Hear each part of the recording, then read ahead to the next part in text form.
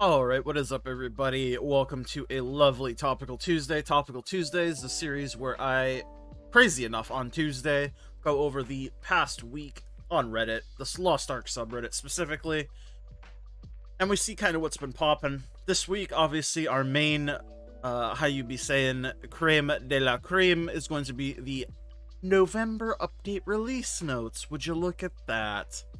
Almost like I waited to record this for this bad boy to be live. Crazy.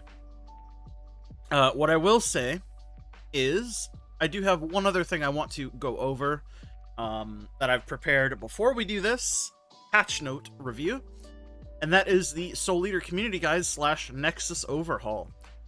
If you don't know, LostArk.Nexus is a repository, I think is the correct word I'm looking for. Repository of all the, how you be saying, community guides.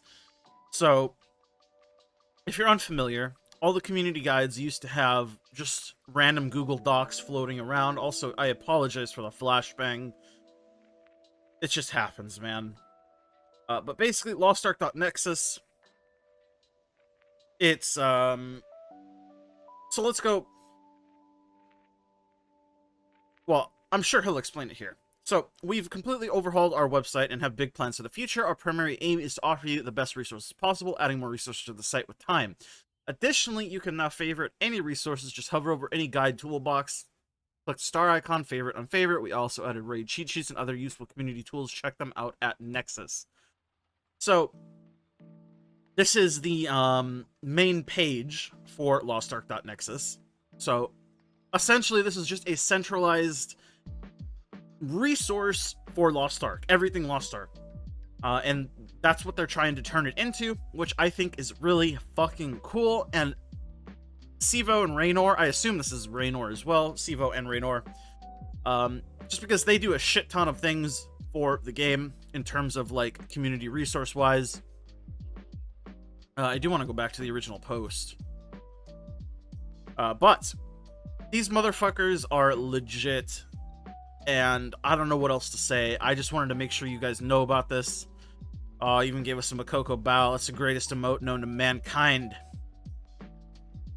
But I do want to also point out that they do have a Patreon. If you want to support them on the Patreon, highly recommend. Would recommend. Everything Lost Ark it's becoming now, not just the old community guides. Though the community guides obviously are still all here, and you can find them by going to LostArk.Nexus, either the website itself, or you can slash, like, Slayer, Zerk, pretty much any keyword you would use to describe a class works to navigate to that class's page. Does that make sense? That being said, I think we're done with going over this. I just wanted to make sure that you guys y'all know about this, and if you want to support them with the Patreon stuff, can, because I think they fucking deserve it, and I most certainly will also be giving them a couple bucks on Patreon after this as well. Broke, gotta support broke, you know what I'm saying? And Sivo and Raynor and all the guys who focus on this shit fucking deserve it, TBH, honestly. And they even say here it's mostly just for server costs and to fund larger projects. So, come on, man. Support local businesses or whatever, right? Now, we're on to the main attraction of the show. November Soul Harvest release notes. Classic. Heroes of Arcadia. The November Soul Harvest update arrives in Arcadia tomorrow. Downtime will begin at 1 a.m. Pacific, November 15th. So that is, from the time of me recording this, I guess it doesn't matter from the time of me recording this, but I should be uploading this at 5 p.m. Pacific on the 14th. So the time this video goes live, you will have 8 hours before the servers go down. And it is only expected to last 4 hours for downtime. Very cool. This update brings the SOLEater Advanced class, new progression events, QOL changes, and more. You can always check out your boy Henry. He's always hanging out in the O. Good man. SOLEater Advanced class Very cool, spooky, soul stabby lady. I mean, she's pretty good. Class seems pretty good. Looks pretty fucking good in terms of visuals. And I don't think it's too bad in terms of the tier lists and whatnot, but hey man, tier lists are all opinion anyways. As long as they're not significantly worse than every other class in the game, I'm chill with it. Progression event-wise, though, we're having the South of Vern Power Pass and Super Makoko Express event. Not a surprise here, we already knew this, but we're getting some more details on the specifics. South of Vern Power Pass will release. You'll be able to use it until February 7th, 2024. Pairing well with the South of Vern Power Pass, players will be able to designate one character between item level 14, 15, and 1540. So 14, 15, and 1540 is the item level range you're allowed to use the Super Makoko Express in, where you'll have discounted honing rates, discounted gold requirements, earn honing materials quickly to level up to item level 1540 and beyond, with a reward chest up to 1570. So it seems like it's an express to 1540, much like we got with additional support up to 1570 through boxes, which was basically the same as what we just got. There's also the engraving support options for players to basically get an instant 5x3, which is very good. Very good. Designated character will earn valuable rewards as they level up, including silver, honing mats, gems, and more. Standard stuff is what I'm reading here, which is good. Because express events are fucking how you be saying Hog Champ. After selecting Makoko Express character, the engraving support button will light up. Yes, we know how that works. The event will last until February 7th. Very good.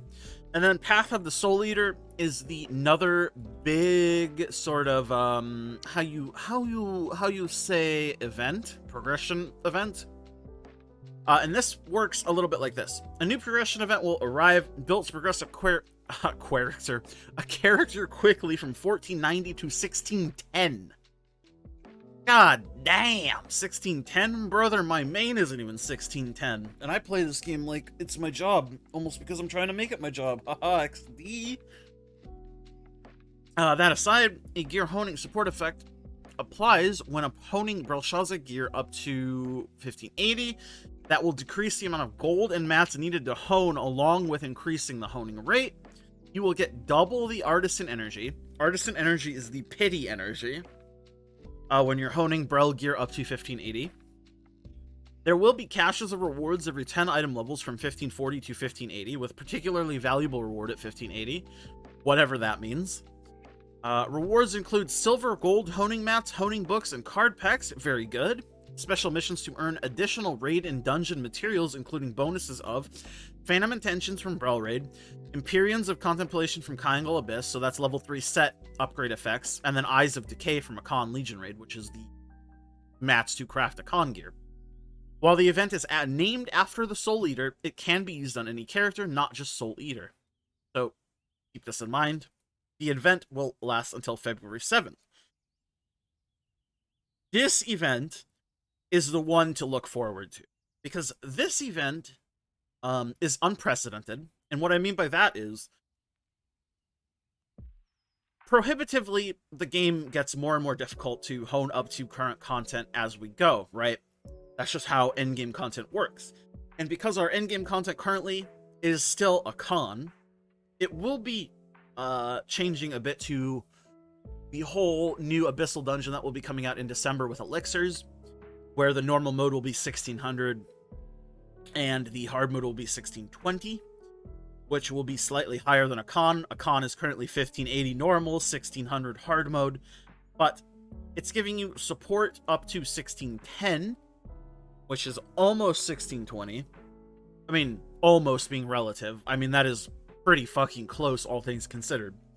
But this is unprecedented because this is an event that is specifically designed to get a character that is not even close to endgame into endgame very, very quickly. So this event, if nothing else, this event you should use. Even if you're like taking a break from Lost Ark, right? And you don't feel like playing Lost Ark too much. Just log on and use this event, man. Like, just get benefit from it. typically I'm a big fan of just don't fucking play the game if you don't want it. But if you have any interest in the game long term and you're just taking a small break now, just make sure you use this event before it disappears, because this shit is fucking fire. It will basically give you another main, or in some cases a character better than your main. I mean, shit. That's crazy. I just want to make it clear how insanely good the Path of the Soul Eater progression event is. So please do not sleep on this. Please. Jumpstart server reconnection.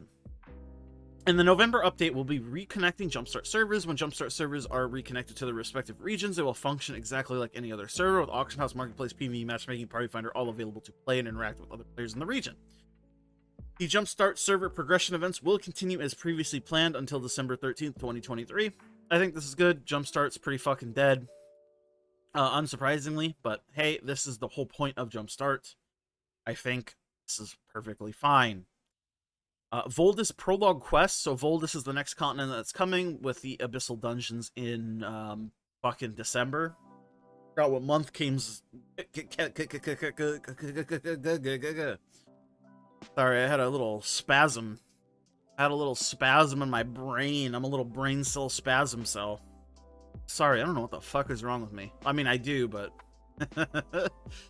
Oh, boy. Bold is coming out in December. That's all that matters here. They're adding the prologue quest for it. Prerequisite quest for Madnix Call. You can see this shit. I don't know if you need to do these quests for actually doing the Voldus quest line itself when it comes out. I'd recommend just getting this shit done, just so it's done in case, you know. So, the shit doesn't come out in December and you're like, oh, fuck, I don't have the quests. You know? Events. Progression events that launch alongside Aeromancer, previous Southern Power Pass, Super Makoko Express event, and Story Express event will draw to a close. Yes, we know this. Login event and Hot Time rewards have been refreshed. Standard. Event Guardian raids. The Event Guardian raid continues with this update. I forgot this was even an event because they give you coins from doing Chaos Dungeons now. Big change here, though. Ancient gold coins redeemable for silver have been added to the Event Guardian raid shop. Just a nice little bonus to spend your coins on. Daily playtime rewards are back. Don't really know why these ever disappeared. I was really happy with my daily shit that I just got for free for logging in.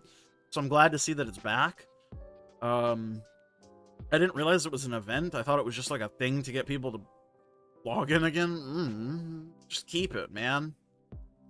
Store updates. Obviously, the new cosmetics are arriving along with the Soul Eater cosmetics. So these are the cosmetics that we are getting. We're getting the goth skins. This is probably going to blow our ears out. So here, let me do this. I'm going to mute Chrome. You're going to lose the music for a second. My ears are going to get blown out. But I muted it, and then I'll unmute, and now we're good. You're welcome. These are the gothic skins, though. Nothing too crazy. I think all these skins look fairly decent for what they are. It's definitely a specific look, so if you're not into the gothic Lolita shit, you're probably not going to like it. But if you are, you're probably going to like it. Although I do think it looks pretty weird on Specialists, I'm not going to lie to you. But those are the goth skins, and then Song of Adventure skins, Korean 4th Anniversary skins. Let me redo the same mute thing. I'm not sure if it's going to keep my settings since this is a embedded. Okay, it did keep it. But there we go. The 4th Anniversary Korean skins are pretty fucking good. They're very fancy looking. Very, how you be saying, prim and proper, aside from the titty lady. But the titty lady always comes out alive, you know? And of course, Assassin, you know, the classic, I wear my blindfold, I pretend to be Illidan. Haha, ha ha ha ha. Overall, I think both these skin sets look very, very good. And then you have the exclusive Soul Eater skins right here, which I haven't seen aside from that initial preview video long ago when Soul Eater first came out. So these are like the Catwoman skins, I guess. There's that white little face mask, very Catwoman-esque. Ooh, we got some blindfolds, yep. Oh, these are the Yazjar skins. You know, you want to roleplay as a sexy Illidan woman lady? Sure. Cool. Those are the skins. Not bad, not bad. And then, of course, last but not least, we have the QOL stuff. We finally got the boat changes. Boats and chat for the ocean liner update. Just lets you board the ocean liner from anywhere. And by that, I mean, when boarding an ocean liner, player no longer enters the liner. There's no more, like, actual entering the boat, quote unquote. The entering of the boat is you just clicking where you want to go and it taking you there. Like, that's it. But that's basically it. Party assembly and operations improvement. Party numbers are not mixed anymore when party leader changes. This is cool. Notification is displayed mid-screen when changing party leader. Very good. Raid group setting UI feature improved. Raid group setting, blah, blah, blah. Nobody gives a shit. Potion item registration option added. When acquiring higher level healing potions than one in the inventory, the new potion will automatically register. Whoa, poggers. Guild update. Max number of level 1 guild members changed from 30 to 100. Holy moly. Leaving guild penalty has been adjusted. Penalty set to 1 day when leaving or being expelled from a guild in a new member state. Penalty not accumulated. Guild leaving penalty in normal member state lessened to maximum of 7 days, total 5 times. Guild leaving penalty reduced to 24 hours when character is level 50. When character is below level 50. 5 times. Okay. Skins and skin crafting. I'm just going to skim this stuff, see if there's anything cool. New skins here. Newly included section will glow. Okay, standard stuff. Improved right click.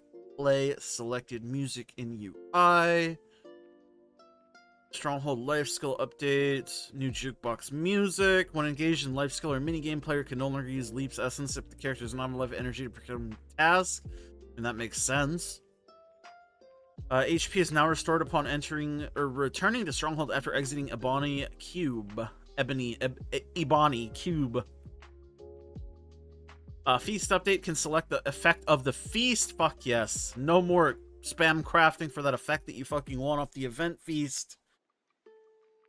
Gold acquisition notifications have been increased from 5 to 6 digits up to 9999999 instead of 9999999, which is good. Because before, if you like mass claim from mailboxes, it'll only ever show you claiming this much gold.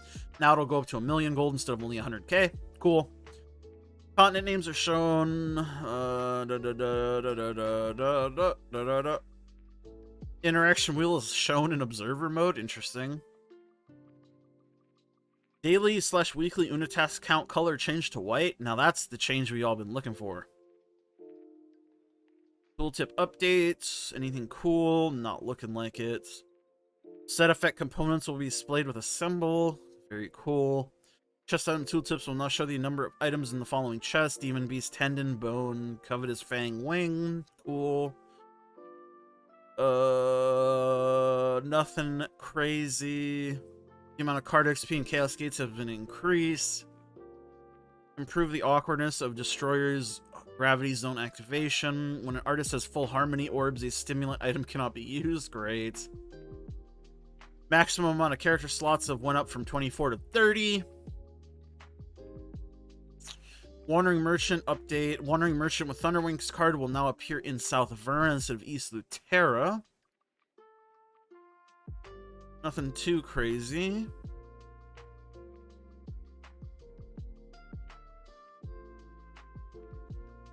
Buffs can now be applied to party members drowning in water. Thank God. The /escape command is no longer available in Abyssal Dungeons. That's a tragic one. Slow Turtle. Captain Monster's HP and Isle of Yearning has increased. Oh no. Hermit, Rowan Field Boss, no longer PvP in Rowan Field Boss area. His buff applied. So basically you can't PvP in Rowan Field Boss anymore, which is good, I think, is what it's saying. And I think that's good if that is what it's saying. Entry requirements and difficulty adjusted for Fortune Spire. 41st to 45th floor is 1560 now. And 46 to 50th is 1560 instead of 1580. So it seems like 1560 is the max or Fortune Spire now. Very good. Receive all reward button in Makoko Challenge UI. This is nice because that shit's kind of annoying. I don't know if you've made a new roster, but yep. Yep. Content balance updates. Argos Abyss getting nerfed a little bit. A bunch of changes that I don't necessarily want to read, but you can feel free to pause the video and read these if you so desire. I don't give a shit because I'll never run Gate of Paradise or anything ever again in my life. Counter difficulty was decreased in the following Guardian raids, so pretty much all of them, all of the old ones. Class UI updates. Class engraving icons were changed. So Gunlancer, Berserker, Destroyer, Artillery, Sharpshooter, Arcana, Summoner, and Bard. Cool. And that's it. So overall, I think this is a fucking amazing patch. No balance patch though, but that is to be expected since Korea literally just got it. Overall, big excitement. That Path to Soul Eater event is going to be a fucking banger of a progression event. This Path of the Soul Eater shit right here. This is what you're looking for. This is the big W. And the patch full of W's. Ooh, excuse me. But I'll wrap up the video here. I think that basically covers up everything we wanted to look at. So thank you guys so much for watching. As always, going over the patch notes and shit together. I'll see you all in the next one. Thank you to my YouTube members. Of course, you guys keep the lights on. Well, my singular light bulb on. Thank you to my tier 2 members. Blitzel Remix My Life. I'm Nufu, Airzyke, Jacob Clouded, and all my tier 1s. It's Biscuits, Indra Diz. I'm Audi 9000.